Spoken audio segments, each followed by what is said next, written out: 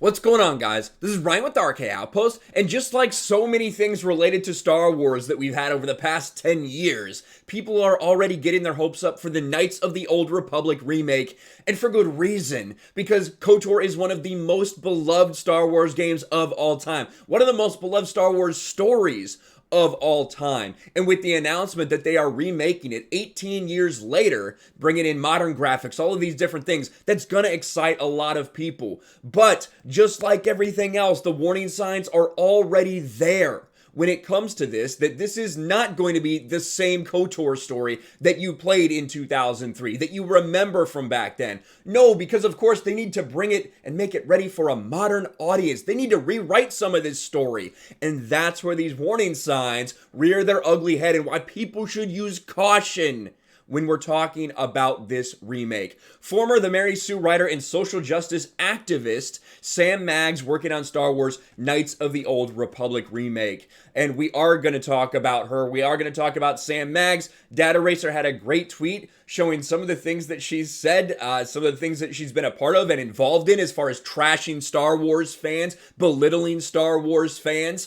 We're going to go over that because it's just par for the course when it comes to anyone associated with anything related to Star Wars, isn't it? It doesn't matter if it's a game like Mitch Dyer, like we saw with Mitch Dyer. It does not matter. These people do find these places they can insert themselves and change it from within. We see it over and over and over again. But I wanted to focus on the overall first. Before we get into her, I just wanted to look at something that was said in an interview with Ryan Treadwell.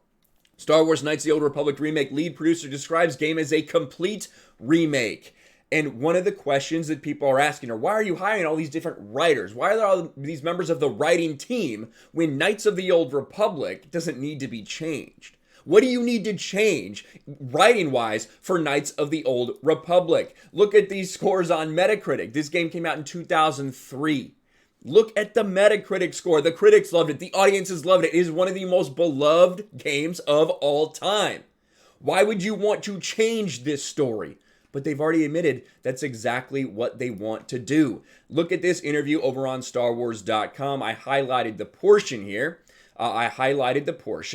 Though he won't give specifics, Treadwell says development on KOTOR Remake has been active for a little while. Says there's a lot to build on this one, so we've been having a lot of great conversations on how to build what we're doing, what are the pillars of the game, and coming all together with that.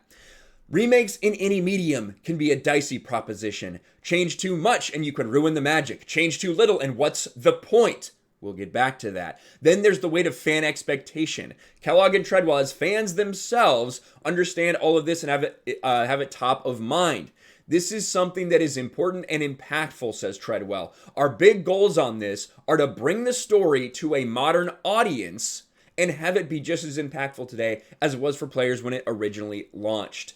And when you start to hear those things, modern audience, when you start to hear why even remake it if you're not going to change anything, there's a perfect reason to remake Knights of the Old Republic. This game was made in 2003. The game mechanics, the graphics, all these things, if a young person, so someone like 16, 17 years old, picks it up, they might be turned off by that immediately. By changing the game to maybe like a third-person action-adventure RPG, but maintaining exactly the same story, you could bring it to a modern audience, as you say. But that's not what they mean when they say modern audience, is it? They mean fixing any of the things that were problematic, any of the jokes that might have been too offensive, anything that maybe didn't respect someone's pronouns. These are the types of things they mean when they say bringing it to a modern audience. We've seen this time after time after time. And when it comes to this writer, when it comes to Sam Maggs, here she is. Let's look. BioWare. Now, Data Racer, I know he feels really bad about this because the tweet blew up. He didn't mean to say BioWare. I think he meant Aspire because the BioWare is not really involved in this at all. BioWare shows up nowhere on this. The creative team that was BioWare, not doing this. Drew Karpyshyn, one of the people who is so influential. I haven't even seen him tweet about this yet. That's pretty telling, isn't it? But anyway, they've hired Sam Maggs to rewrite Knights of the Old Republic. She's an SJW activist that hates male Star Wars fans and constantly mocks the fan base, telling them to die mad about it. She was asked about her favorite game in 2019 and said, not KOTOR.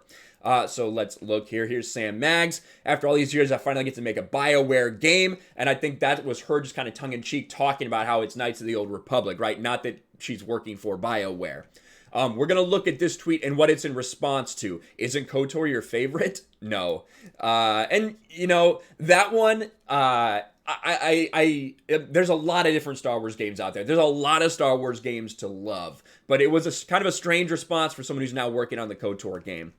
If you want to hate Rey, at least be honest about it. You hate that she's a Mary Sue because she's a woman. It's cool. Let's be real about it. Snotty, angry baby boy. Rey hardly needed any training at all. Me, strong in the Force. Do you not remember that Anakin was auto-born strongest Jedi because of an arbitrary and intensely stupid high organism count? And even that alone. Do you remember that super high connection to the Force that he had? Remember in Attack of the Clones when he thinks he's more powerful than Master Yoda? And he's clearly not, because Yoda, even though Anakin has more potential, has more training, has more experience. These people don't even know what the fuck they're talking about. They have no fucking clue. The Last Jedi. Men screw up literally everything every time. The Last Jedi. Please listen to powerful queer women for once in your ding-dang life. Like, over and over again, that is what we see with these guys. Aesthetic, die mad about it, because it says Star Wars is for everyone. Die mad about it, Star Wars fans. That's what she's telling you. That's the person who's working on Knights of the Old Republic remake. LMAO, our bros really mad that Rey is a Mary Sue. LMAO, LMAO. And then, of course, you get into the patriarchy. I spent a lot of time talking about fighting the patriarchy, but these are the moments that I despise about it the absolute most. Fighting the patriarchy makes me hungry. It's freezing, but hating the patriarchy keeps me warm. Over and over and over again, some of the worst professional experiences I've had involved white women with internalized misogyny doing the work of the patriarchy. I understand it, but it doesn't make it any less painful. And then, of course, shitting on shitting on Luke Skywalker, because that's what all these people have to do. When it's all said and done, I think that this person makes a very, very good point. But the focus on this remake is on the bad writer. But KOTOR has dozens of hours of pre-written, pre-recorded dialogue. They shouldn't need to hire a writer at all unless they aren't actually remaking it. Well, they are remaking it. That's truly what they're doing. It's from the ground up a remake. You were going to see things that are reminiscent of the KOTOR story, but there are going to be things in there that they specifically change. And we just have to say this part too. I forgot about this. This Sue Maggs, she had an interview at the peak of Gamergate, talking about how she was assaulted online in Grand Theft Auto. Let's watch. These violent attacks, and the scenes are so disturbing, we had to blur the images. Online, they can take your character, lock them in place, have made their character pantsless, and then can simulate sexual assault with your character, and you are helpless to stop it. The graphics are so good, this attack is eerily realistic, but... Oh no, I can do nothing to stop it. I can do nothing. This is virtual rape, hackers rewriting codes and hijacking online video games like Zombie Apocalypse and Grand Theft Auto. The vile scenes are then posted to YouTube. That's deplorable and should not be allowed anywhere. Like, they should be banned off the servers immediately. So this is the person who's charged with rewriting Knights of the Old Republic. Oh, and I forgot to even we got to go over that one tweet. How could I have forgotten? Right here, she says, when will my favorite Star Wars game finally get the collector's edition it deserves? Star Wars Yoda Stories. Isn't KOTOR your favorite? No, that's what she's talking about there. That's not saying she hates KOTOR or doesn't like KOTOR. That's just saying it's not her favorite. I don't want to give her the benefit of the doubt for anything, but I'll at least not shit all over her for that, because there are a multitude of different Star Wars games depending on your playstyle and what you like. KOTOR not being your favorite Star Wars game isn't automatically a reason to be like, this person hates Star Wars. But with everything else, it's pretty obvious that she hates Star Wars fans. That's obvious, but these people continue to get put in these positions to handle these things that we love. I did want to give an update to something because in this interview, it's not super clear, but they talk about the Knights of the Old Republic story and how if you don't know about Knights of the Old Republic, it takes place in the Legends timeline 4,000 years before. I don't know if I can find it in this article right now. KOTOR, which is part of Legend storytelling, dials the Star Wars clock back to over 4,000 years before the Skywalker saga. Are they saying that this game is firmly in the Legends timeline? That's what I wonder with this. We haven't had any like very clear depictions. Very clear, hey, this is a non-canon story. This is a Legends continuity story. If so, it still does not excuse what they're going to do if they change this story, ladies and gentlemen. That is really the problem when it comes down to it.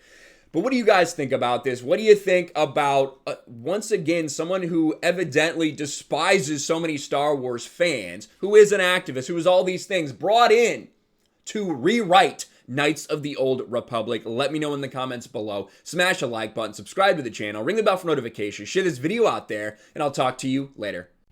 Thanks for watching, everyone, and a huge shout out to my patrons. I appreciate you guys so much. Want to follow me on Twitter or Instagram? Check out the description below. You'll find links to my P.O. box and my Patreon as well. And I'll talk to you guys later.